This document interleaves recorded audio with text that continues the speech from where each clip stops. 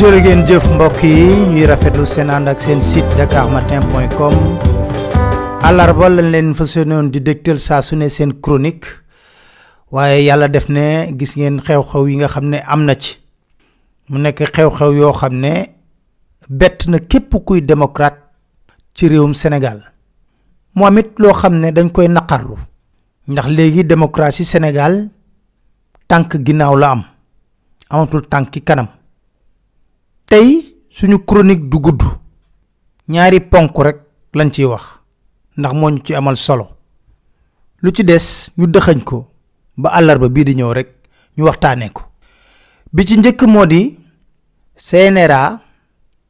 dogal gi nga xam ne jël na ko jëm ci Sen TV ñu ne CNRA moom mooy nekk organe buy réguler wàllu audiovisuel ñun duñ def lu dul sukkandiku ci ñoom këyit yi nga xam ne moo leen tënk te ma xalaat njortu ne CNRA ci dëgg-dëgg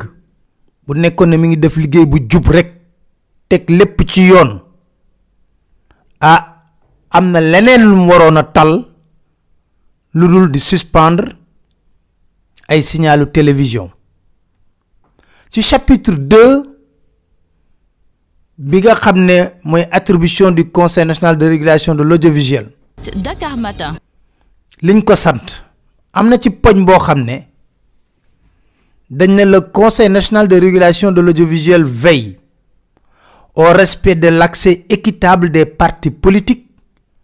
des syndicats, des organisations reconnues de la société civile aux médias audiovisuels dans les conditions fixées par les lois et règlements en vigueur. may laaj sénégalais yi li ma wax nii ñu ne Conseil national de régulation de l'audiovisuel war na saytu lépp ba bépp parti politique syndicat ak organisation boo xam ne dañ ko nangu mu am sañ-sañ ci média audiovisuel yépp mu ci taxaw di wax may laaj rek sénégalais yi kañ ngeen gëj a gis manifestation bu mag bu parti de l'opposition def RTS génne ko ma koy laaj donc lu tax boobu ba léegi CNRA mus cee yëy mus cee yàbbi émission yi fa doon am sax di émission politique fi mu nekk nii bu dañit lu bëree bëri dindi nañ ko ci est-ce que dégg ngeen CNRA yëy ci wala yàbbi ci moo ne de sant nañ ko ci ñu dem ba tey jii ci CNRA article 15 ñu ne Conseil national de régulation de l'audiovisuel supervise une émission programmée toutes les 2 semaines séparément à la radio et à la télévision publique. Cette émission est réservée aux partis politiques légalement constitués pour leur permettre d'évoquer des questions d'actualité nationale et internationale sous forme de débat contradictoire. Conseil national war na superviser benn émission boo xam ne ñaari ay bés bu ne lay am ci rajo wala ci télévision publique parti politique yi ñëw ci toog ñu débattre ci ak question d'actualité nationale ak internationale muy débat contradictoire. Est-ce que yéen a ngi koy gis ci réewum Sénégal? Est-ce que CNRA fi mu nekk nii jël na dogal jëmale ci parti yi nga xam ne ñoo war def lu ñu mel maanaam RTS mu def ko? ñu ne le Conseil national de régulation de l'audiovisuel veille au respect des principes d'équité,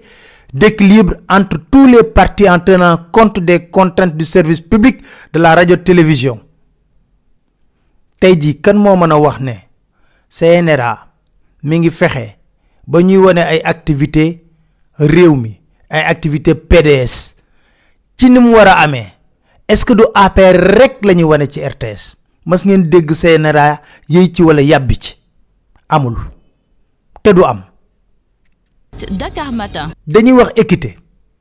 buñ koy continuer ba tey jii jëm ci CNRA ay ree da lay jàpp ndaxte équité mooy yamale est-ce que jaadu na njiitu réew def discours à la nation ba pare ne ci télé yëpp benn parti de l'opposition daanaka du fa wax jaral na ma sax ma jënd temps d'antenne yëpp toog man kese 20h ba minuit di wax ginnaaw sama discours. CNRA est-ce que foofu amul problème d'équité de pluralisme d'essence sax yiw lu yiw sax laay wax man est-ce que loolu jaadu na dégg ngeen CNRA wax ci ma ñëw ci li nga xam ne moo di daan gi nga xam ne def na ko Sen TV daan googu mu def Sen TV dagg seen signal dañ ne contrôle ak sanction article 26 en cas de manquement aux obligations prévues par la présente loi ainsi que par les conventions et cahiers de charges, le Conseil national de régulation de l'audiovisuel fait des observations ou une mise en demeure publique aux contrevenants.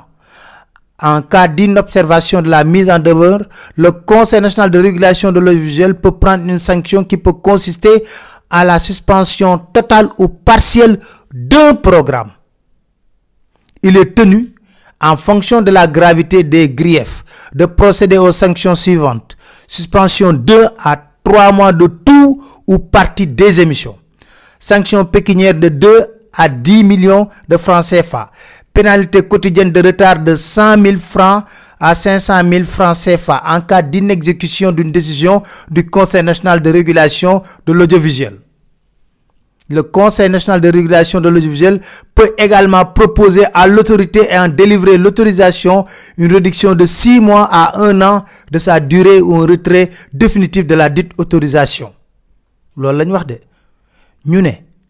CNRA buy teg daan di suspendre sax Dakar Matin. benn ba ñetti weer ci benn émission lañu wax amul fenn fuñ bind suspension signal. fàttaliku leen référendum bi ba mu amee ba coow li nekkoon ca Walfadjri lu xew ARTP bi joxe licence moom lañ saisiroon pour mu couper signalu Walfadjri tey jii CNRA def na ko loolu tax may wax ne ci réew mi li fi xew banditisme d'état lay niroog banditisme d'état waaye du ñu bett nag parce que dafa am ñoo xam ne amatun jomb amatun rusukaay sàkk woon way wu rafet te régime bu ñëw fii ñoom nangu nañu doon serpillère bi régime bu ñëw fii laa la wax nii bu fi Macky Sall jóge woon sax yàlla may leen ñuy dund ba tey ji kiy wuutu Macky Sall nangu nañoo doon serpillère am waaye yàlla gëmul nelawul beneen mbir mi dégg ngeen président Macky Sall mu wax ci li nga xam ne moo di 3e mandat xam nga yàgg naa leen wax ne leen boo leen xoolee bu baax a baax ci doxalinam Macky Sall wegatul sénégalais yi respecté wu leen joxu leen cër lu tax may wax loolu nag dafa am toujours fu ma ko teg dañuy àndandoo déglu Macky Sall ay yooni yoon li mu waxoon ci 3e mandat ñu njëkk a déglu bii. tubaab boo ko firilee loolu war na xam ne indépendamment référendum loi 2016 wala loi 91 dañu ne mandat bi juróomi at la benn yoon lañ ko mën a renouveler muy donc boo ko renouveler muy ñaari mandat ñu yokkaat ci leneen lu koy tëj ne de toute façon kenn mënul def lu ëpp ñaari mandat yu tegale donc loolu la constitution bi wax donc loolu lu leer na man maa ngi sama benn mandat boo xam ne bu ci yàlla àndee 2019 lay jeex ci coobare sunu borom ak bëgg-bëgg Sénégalais yi bu fekkee ne jàpp nañ ne liggéey bi ñu sa sumb ñu ngi koy teg ci yoon am nañu seen kóolute dina renouveler mandat boobu 2019 su boobaa man pare naa ci loolu dama bëgg wax jooju ñu teg ko fële te ñu jublu ci liggéey fixé dans cette constitution. D'ailleurs, en 2016, ce dont il était question, c'était moins le nombre de mandats que la durée. On devait passer du septennat au quinquennat bloqué. Mais le nombre de mandats s'est réglé depuis très longtemps, c'était 2 mandats. Donc le nombre de mandats n'a pas été modifié. Pourquoi engager une discussion sur un débat de 2024, un débat qui n'a pas lieu d'être, puisque je suis dans la logique de ne pas dépasser 2 mandats sur le peuple sénégalais me fait confiance en 2019. Donc ce débat, on ne doit pas nous faire perdre du temps. Voilà ce que je voulais dire sur ce point. Dakar Matin. ñu dégluwaat beneen ci Macky Sall. fan yii yëpp dégg naa ay coow mooy loo xam ne daf ma jaaxal sax ndax day mel ni lu xiinul rek xëy taw wax joo xam ni kenn xamul fu mu jógee ak lan moo ko tax a jóg ndax réew mi jàpp naa ni démocratie la buy dox. 2016 man maa proposé askanu Sénégal révision constitutionnelle boo xam ne dama ni mbirum mandat yi dafa war a jeex dakk ñëpp jàpp ne réew mi kenn mënatu fi toog lu ëpp 2 mandat dañ ko bind mu leer nañ nul ne peut faire plus de 2 mandats consécutifs xanaa kay ku jàng tubaab boo ko firilee loolu war na xam ne indépendamment référendum loi 2016 wala loi 91 dañu ne mandat bi juróomi at la benn yoon lañ ko mën a renouveler muy donc boo ko renouveler muy 2 mandat ñu yokkaat ci leneen lu koy tëj ne de toute façon kenn mënul def lu ëpp 2 mandat yu tegale donc loolu la constitution bi wax donc loolu lu leer na loolu dama bëgg wax jooju ñu teg ko fële te ñu jublu ci liggéey waaye li ma xaw a jaaxal nag ci réew mi mooy foo nekk ci liggéey rek dinañ la indil wax joo xam ne boo moytuwul boo leen ci toppee dina la tardeel te jaru ko kon fi ma toll li ma bëgg a def daal mooy continuer liggéey bi nga xam ne yéen a ma ko dënk su paree ñu seet boobaa wax ji jeex na xanaa keneen la ñu wax ndax mënoo def lu ëpp 2 mandat yu tegle waaye nag intellectuels yi dañu bëgg loolu jàpp fii interpréter fële ku nekk wane xam-xam ku nekk wane ne yow yaa mën a indi lii ak laa loolu yëpp lu baax la mais vraiment damay ñaan daal ñu bañ a di engager réew mi ci loo xam ne énergie bu ñuy perte la amul lu ñu njëriñ en tout cas man mii de jàpp naa ne mbiru 3e mandat dinañ ma séentu fépp ba mu des ci mbir moomu donc loolu dama bëgg ñu wax ko mu leer te mu yem fi. Dakar Matin. dégluwaat beneen timit ci président Macky Sall. Nous devons être très sérieux dans ce pays lorsque nous voulons apporter une contribution positive à la marche de notre pays. Je suis encore à mon 1er mandat qui finira en février 2019, plus précisément en mars-avril 2019. Nous avons, il y a 1 an, engagé une réforme majeure de la Constitution par voie référendaire. Justement, c'était pour arrêter le débat, puisque nous avions une majorité totalement qualifiée au Parlement, mais nous avions choisi de consulter directement le peuple sur une réforme très sérieuse, très constructive, très consolidante de la Constitution, pour régler principalement la question de la durée et du nombre de mandats du président de la République, ainsi que du mode d'élection. Et cette question a été définitivement fixée dans cette Constitution. D'ailleurs, en 2016, ce dont il était question, c'était moins le nombre de mandats que la durée. On devait passer du septennat au quinquennat bloqué. Mais le nombre de mandats s'est réglé depuis très longtemps, c'était 2 mandats. Donc le nombre de mandats n'a pas été modifié.